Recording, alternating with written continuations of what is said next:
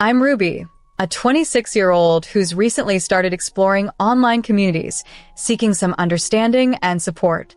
This isn't an easy story for me to share, particularly because it involves my older sister, Sadie, who's 27.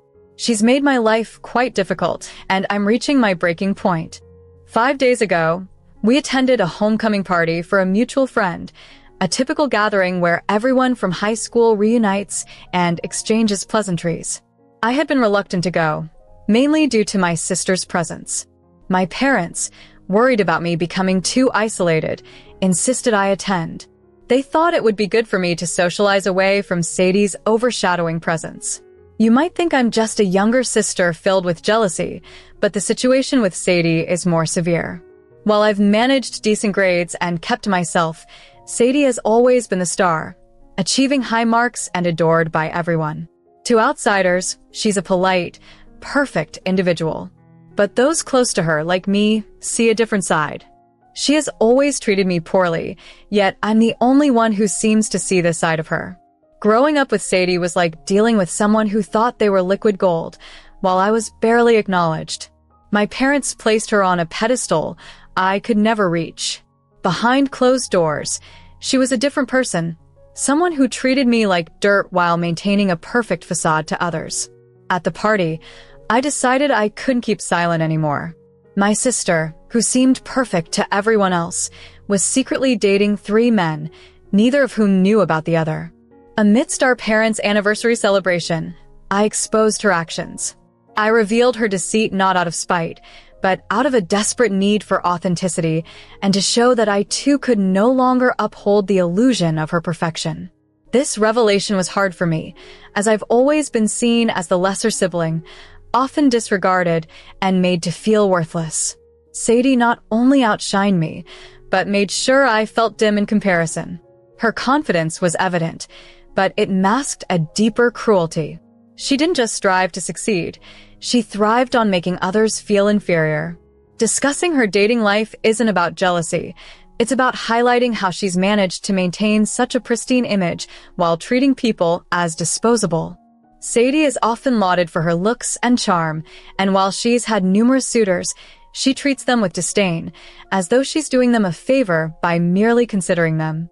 Rewriting this passage with simpler, clear language and making it longer involves unpacking the emotions and experiences described and presenting them in a more detailed, narrative style.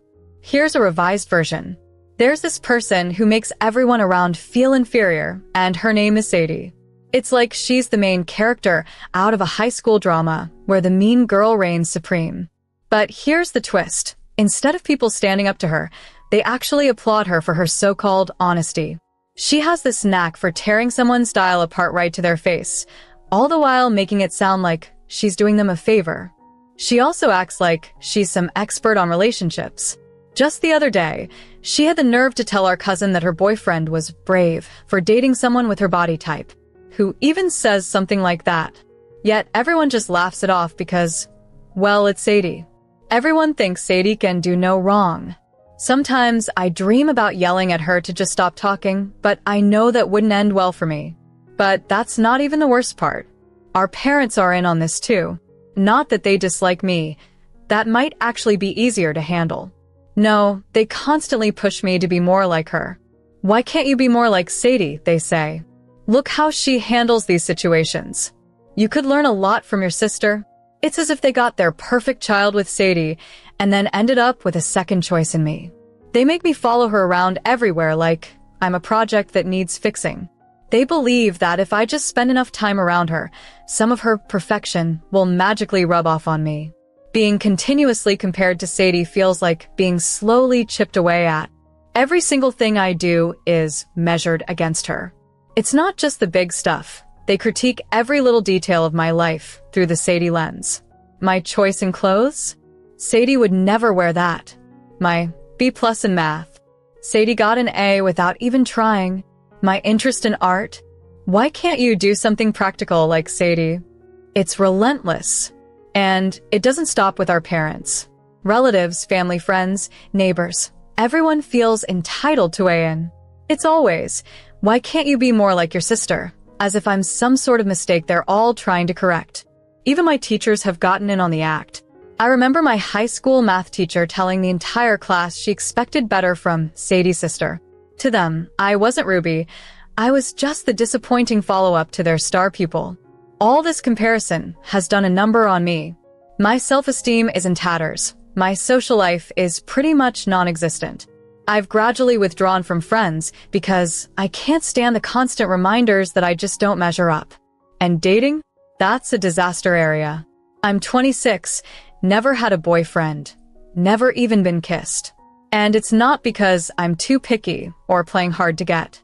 After years of being told I'm not good enough, I've lost any desire to try. How can you connect with someone when you see yourself as just a lesser version of someone else? Every time a guy shows a bit of interest, all I can think is that they'd probably prefer Sadie if they met her. I know it sounds pathetic, but that's the reality of growing up in the shadow of a sister who's treated like she can do no wrong. So here I am at another family gathering, watching everyone enjoy themselves while Sadie, as usual, is at the center of attention, surrounded by people who can't get enough of her. As the gathering progressed, I found myself gradually merging into the background, eventually becoming as inconspicuous as the wallpaper in a secluded corner of the room. Later, we all formed a large circle to welcome a friend who had returned, and that's when the full impact of my isolation struck me. Observing the circle felt like watching a scene from a teen romance comedy. Most were paired off, some in committed relationships, others casually chatting, defining modern-day dating in their own terms. Then there was me, the only one who struggled to even initiate a chat without feeling like an intruder. Amidst it all were Sadie and her boyfriend, John, who looked as though they had walked straight off a fashion magazine cover. John was tall, intelligent, and universally liked, the epitome of the ideal guy, and together, they were the quintessential couple that you want to dislike simply because they are so perfect. Sadie reveled in the attention and the envy that their relationship sparked, using it as yet another way to assert her superiority, especially over me, reminding me and everyone else of how she was excelling in life while I felt stuck at the starting line. The dreaded moment came when one of Sadie's friends turned to me with a patronizing look, poised to ask a question they knew would be uncomfortable. "So, Ruby, are you seeing anyone or maybe interested in someone?" Before I could muster a response, Sadie erupted into laughter, a harsh, mocking sound that made everyone pause and stare, the kind designed to inflict pain. "My sister," she gasped between fits of laughter. "You might as well ask if a rock is dating someone. The closest relationship she has is with her bedroom ceiling, crying herself to sleep each night." Her words stung, but what hurt more was how the others joined in, treating my loneliness as the evening's best entertainment. But Sadie was far from finished. "Let's be honest here," she continued, basking in the attention of her captive audience. "Look at her. What guy would ever want to date someone who looks like that?" She pointed at me dismissively, as if I were a failed experiment. Any man who ended up with her would basically be admitting defeat. The laughter grew, with some trying to conceal it behind their hands and others blatantly pointing. Sadie, relishing her role as the cruel monarch, kept up her tirade. "Look, she's crying again," she announced, as my tears began to fall. "Maybe instead of crying about being single, you should try improving yourself. Hit the gym, learn to dress better, maybe even develop a personality," she advised, counting off each suggestion on her fingers as if offering genuine advice rather than publicly humiliating me. Just when it seemed it couldn't get any worse, Sadie pulled John into a dramatic kiss right in front of everyone, a display straight out of a romantic film where I was cast as the tragic, overlooked character. "See this? This is what a real relationship looks like. This is what you could have if you weren't such a mess. You should be taking notes, little sister," she taunted after breaking the kiss. I sat there, tears streaming down my face, speechless and shattered. The hardest part was that after years of such remarks, not just from her but from our parents too, I started to believe them. It's difficult to put into words the profound sense of isolation I've felt lately, compounded by everyone's constant comparisons to my sister, Sadie. People have always told me that I need to emulate her, work harder, change everything about myself. So, I found myself just sitting quietly, resigning myself to their view of me as nothing more than a second-rate version of someone they deemed perfect. The laughter and judgment from those around me only deepened my loneliness. That night, after yet another humiliating episode where Sadie showcased her superiority in front of our friends, mocking me as unworthy of love, I sought solace from our parents. I hoped, naively, that this time they might see my pain. But when I shared my hurt, they barely looked up from their phones. My mother dismissed my feelings as trivial, insisting Sadie was only guiding me. My father agreed, saying she was helping me better myself. It was a crushing realization. My own parents sided with her, viewing me as undeserving of love and worthy of public embarrassment.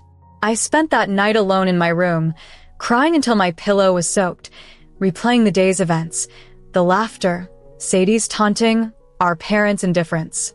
In my despair, I questioned my worth as a person. Driven by desperation, I turned to dating apps like Tinder, Bumble, and Hinge, crafting profiles in a bid to find validation, to prove I wasn't worthless. But every interaction fell through, reinforcing the harsh words Sadie had thrown at me. Despite following her advice, signing up for a gym, watching makeup tutorials, buying clothes I couldn't afford, I was never able to meet her impossible standards. She seemed to relish my struggles, once sneeringly telling me that my efforts were futile, that I'd always be the unremarkable one, the ugly duckling. Feeling utterly defeated, I sought comfort in this community. Every attempt I've made at standing up for myself or improving has been met with ridicule or indifference. My sister despises me. My parents offer no support. I'm left doubting my own worth, haunted by the thought that maybe I am just a shadow of Sadie. I need to address something important that has been brought up in the comments, where some people have labeled me an attention seeker. It's disheartening to hear, especially considering the 26 years of emotional abuse I've endured in silence. If I were seeking attention, I wouldn't have spent my entire life putting up with Sadie's dominance and humiliation without a word of protest. There were numerous times I felt like confronting her, but I chose to remain calm and collected. Sadie has been receiving lavish flower arrangements and expensive gifts, which she paraded around the house, claiming they were from John. My parents, of course, were thrilled. They see John as the ideal match for their darling daughter. However, John's visits have become increasingly rare, though no one seemed to notice or care much. Sadie always had an excuse ready, saying he was either busy at work or visiting family. I didn't think much of it either until yesterday. As I walked past Sadie's room, I caught a glimpse through her slightly open door and was stunned. There was Sadie, cozying up with a man who was definitely not John. She was laughing in that insincere way she does when she's trying to charm someone. When she saw me, her expression turned to one of sheer panic. Confronting her, she hastily explained that she and John had ended things quite some time ago, a fact that was news to everyone, and introduced the man as Julian, her new boyfriend. She claimed she was just trying to mend her broken heart, but her behavior suggested otherwise. Sadie seemed more than fine, almost radiant, as she prepared for Julian's visits and flaunted his gifts. Turns out, they were all from him, and he seems quite wealthy. At first, I felt sorry for John, thinking how tough it must be to be discarded by Sadie. But the secrecy surrounding her new relationship with Julian felt strange. Why had no one heard about her breakup? Why keep Julian a secret? That's when Sadie tried to manipulate me into silence. She sweet-talked me into not mentioning Julian, saying she needed time to see if he was the one, as if she were living out some romance movie plot. But it wasn't really a request. Her reminders to keep quiet about Julian were anything but friendly. This whole scenario is far from a simple case of heartbreak. It's a calculated act of deception, and I'm caught in the middle of it. Sadie always seemed to wield threats like weapons, often hinting at dire consequences with phrases like, "Remember what happened last time you crossed me?" Or, "It would be a shame if Mom and Dad found out about." She had mastered the art of manipulation, always using something incriminating against me, playing her role perfectly. Over the years, she painted me as the envious younger sister, and I felt powerless. If I dared reveal her secrets, She'd twist the narrative to make me the antagonist, so I remained silent. Then an unusual incident occurred that made things even more bizarre. I was in Sadie's room, just borrowing a charger. She always made a big deal whenever I needed something. Her phone was on the bed, unattended, as she was likely in the bathroom doing her routine makeup check. Suddenly, her phone lit up with a barrage of notifications, all from John, her so-called ex-boyfriend. Curiosity got the better of me. After enduring years of her snooping through my things, I felt justified in glancing at her phone, though it was locked and I couldn't read the messages. Why would her ex be bombarding her with messages if they truly had broken up? Wouldn't he have moved on? Something didn't add up. Perhaps he was trying to reconcile, or maybe they were still friends. However, knowing Sadie, staying friends with an ex wasn't her style. She typically spent months disparaging her ex's post-breakup, yet she hadn't uttered a negative word about John recently. She hardly mentioned him, which was odd given how she used to flaunt their relationship. I couldn't prove anything, but I sensed there was more to their story. I needed to vent, especially after seeing the dynamic shift in Sadie's behavior. Let me illustrate just how Sadie usually deals with breakups. There was a time she spent 5 months telling anyone who would listen that her high school boyfriend was emotionally insensitive for forgetting her half-birthday. Another instance saw her exaggerating a request for space into an elaborate saga where she was the scorned heroine. Once, a boyfriend broke up with her because he was relocating for work, and she twisted the narrative to claim he left because he couldn't handle a strong woman. Sadie never just ends a relationship. She transforms it into a public spectacle, casting herself as the perennial victim. She's known for posting vague quotes about betrayal or orchestrating run-ins with exes' friends to ensure her side of the story is heard first. She shows up at family gatherings with tear-stained eyes, barely touching her food until someone inquires, leading her to unleash every grievance. Our mother often takes days off work to console her after breakups. But with John, it's been total silence, no tearful calls, no vague social media posts, no dramatic outbursts at dinner about men not handling successful women. Sadie, the girl who once held a 2-day pity party over a guy not texting back promptly, is now suspiciously quiet about the breakup with a man she showcased for months. And now with Julian, Sadie's tactics have shifted. She's uncharacteristically discreet, sneaking around, issuing threats to maintain silence.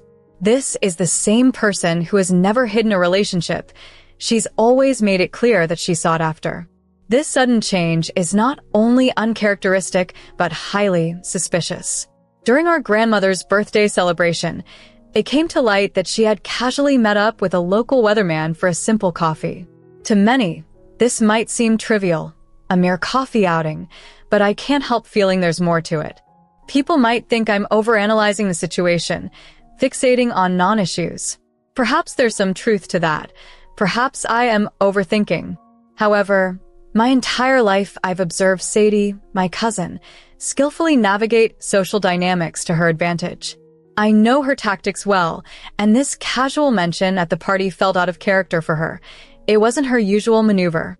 It's left me uneasy, like there's a hidden agenda I'm yet to uncover. What do you all think? Am I reading too much into a simple coffee date, or do you also sense something amiss? But here's the real shocker. Last week, while at a downtown market, I passed a quaint cafe and saw Sadie with John, the same John she allegedly broke up with long ago. They weren't just sharing coffee. They were intimately holding hands, clearly still a couple. It was as if they'd never parted. This sight stopped me in my tracks. It confirmed all my previous suspicions. They seemed too comfortable, their interaction too natural for exes. The plot thickens. Later that night, I saw Julian sneaking into Sadie's room. Yes, the same Julian she claimed was helping her move on from John. Stunned, I watched, trying to piece together the scene. This wasn't a messy patch-up. It seemed Sadie was juggling 3 men without either knowing. I couldn't just stand by any longer, so I've taken to monitoring Sadie's movements more closely over the past few days. I've even set up a shared location app under the guise of safety. I'm determined to uncover the full story behind Sadie's tangled romantic web. The revelations about my sister Sadie left me completely unsettled. Every day, She was out with John, coffee dates, lunches, shopping sprees, their companionship as vibrant as ever with no hints of a breakup. Yet, as evening fell, Julian would arrive, stealthily entering her room under the cover of our parents' slumber. Sadie was living a dual existence, and her adeptness at it was almost commendable. In the midst of this unfolding drama, another strange event caught my attention. Elena, Sadie's lifelong best friend, had abruptly disappeared from the scene. Elena and Sadie had been inseparable, sharing endless inside jokes and constant social media interactions. Their friendship was the epitome of closeness. They even had their weekly rituals like wine nights. But suddenly, it was as if Elena had vanished from Sadie's life. No more shared posts, no more brunches, and they had even unfollowed each other on all social platforms, an act akin to declaring a feud in Sadie's circle. Unlike Sadie's other friends who often overlooked me, Elena always treated me with kindness and respect. Concerned by their unusual silence, I decided to confront Elena directly. Showing up at her door was a bold move, but her immediate reaction confirmed my suspicions. The absence of a simple greeting and her wary, "Did Sadie send you?" spoke volumes. When I assured her Sadie hadn't sent me, her relief was palpable, signaling a deep rift between them.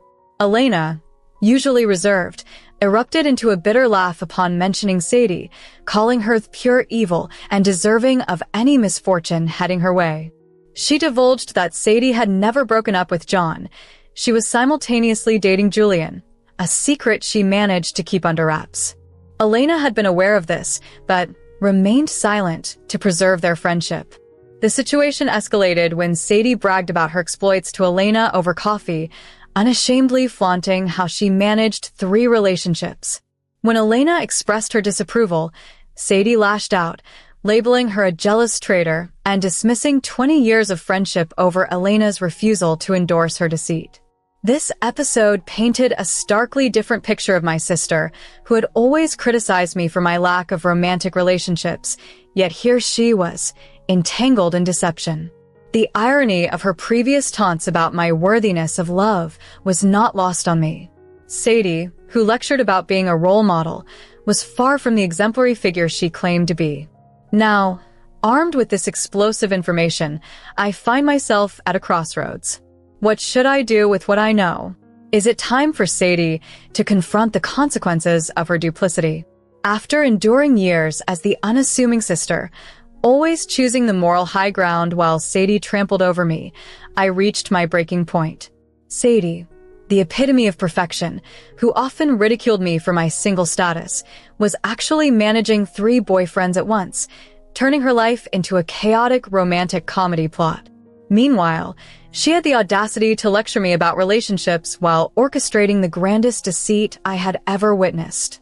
For the first time, I held the reins to expose her. The stage was set, our parents' 47th wedding anniversary. A lavish party was in the works with a grand venue and catered cuisine. Sadie, true to form, controlled the guest list, inviting only John, her official boyfriend, while keeping Julian in the shadows as usual. Seizing this perfect chance, I meticulously planned my move to unveil Sadie's true character. I ensured every detail was flawless, aware that I had just one opportunity to disrupt her carefully crafted facade. Over the years, Sadie had positioned herself as the ideal daughter, sister, and girlfriend, while painting me as the disorganized mess. It was time to overturn these misconceptions. The most challenging part was ensuring 3 men attended without alerting Sadie. Direct invitations were too risky. Subtlety was essential. Thankfully, Elena played a pivotal role. She still had 3 men's contact details from previous group gatherings organized by Sadie. Together, we created invitations mimicking Sadie's style, complete with her typical heart emojis and her signature "Can't wait to see you" at the end. Elena dispatched John's invite, and I took care of Julian's. Unbeknownst to them, they were not the sole objects of Sadie's affection. Positioned near the entrance, my nerves were palpable as I awaited Elena's signal that 3 men were en route. They arrived almost simultaneously, John first, impeccably dressed, followed by Julian, who scanned the room for Sadie. Seizing the moment, I approached them, the gracious hostess, and introduced them to each other, emphasizing their special roles in Sadie's life. What followed could only be described as a scene straight out of a screenplay. They exchanged pleasantries until John inquired how Julian was connected to the family. Julian's response that he was Sadie's boyfriend and their subsequent exchange of intimate photos with her shattered the facade. John's realization was palpable. His demeanor shifted from polite interest to disbelief. As three men stood, stunned, showcasing their photos as if in court, the drama unfolded. I glanced around for Sadie and spotted her near the dessert table, visibly shaken. My usually composed sister, who always had a retort ready, was speechless, her expression one of sheer terror. That evening marked a turning point. Not only did I reclaim my dignity, but I also exposed Sadie's duplicity, reshaping our family dynamics forever. This revelation was not just about revenge. It was about honesty and reclaiming my worth in the eyes of those who mattered most. Sadie had always been the star of the show, but on that fateful day, the mask she'd been wearing for years finally slipped. There she stood, ghostly pale and utterly still, as the facade of her perfect life crumbled before everyone's eyes. It was a sight none of us expected, the usually unflappable Sadie frozen, witnessing her world of deceit disintegrate in real time. When she regained her composure and started moving towards us, her steps were heavy, like she was walking towards her doom. Throughout her life, Sadie had wriggled out of many tight spots with a slick ease, but this was different. Guilt was etched all over her face, and just as she opened her mouth to craft another deceit, John, her boyfriend, couldn't hold back. He hurled his invitation at her, accusing her of betrayal, his voice booming across the room. The music halted. Whispers turned into silence. Every eye at our parents' anniversary celebration was now fixed on the unfolding drama. Our parents dashed over, no doubt to smooth things over at their otherwise impeccable gathering, but it was too late. The air was thick with years of Sadie's lies finally catching up to her. Faced with the truth, Sadie crumbled. Tears streamed down her face, smudging her mascara. No quiet sobs, but loud, messy crying. She tried to don the mask of a victim, a tactic she'd mastered over the years, but this time, it garnered no sympathy. Instead, the room erupted in laughter, a harsh echo of the scorn she had often shown others. John and Julian, another of her boyfriends, took the stage next, detailing every falsehood and every manipulation. They exposed her without mercy, revealing her as someone who exploited others for her gain. In a dramatic climax, three declared their relationship with her over, publicly and unequivocally. The aftermath was spectacular in its own right. The party became a whirlwind of whispers and stares. The golden image my parents had crafted of Sadie was shattered. 2 days later, unable to face her tarnished reputation, Sadie vanished without a word. In the wake of her departure, a new calm settled over our household. No more comparisons, no more favoritism. It was as though my parents were seeing clearly for the first time. Meanwhile, I found solace and support in friends like Elena, who stood by me when I needed it most. And as for me, I'm exploring a new relationship built on genuine appreciation and respect, so different from anything I've known. He's supportive and understanding, a stark contrast to the conditional approval I grew up with. So here's to moving forward, to friendships that uplift, and to relationships that honor us as individuals. Sadie's exit from our lives may be steeped in drama, but it's also opened the door to a more authentic existence for those she left behind. Remember, karma has its own timing, and it seems it's finally Sadie's turn to learn some hard truths away from the spotlight. Take care, and cherish those who appreciate the real you.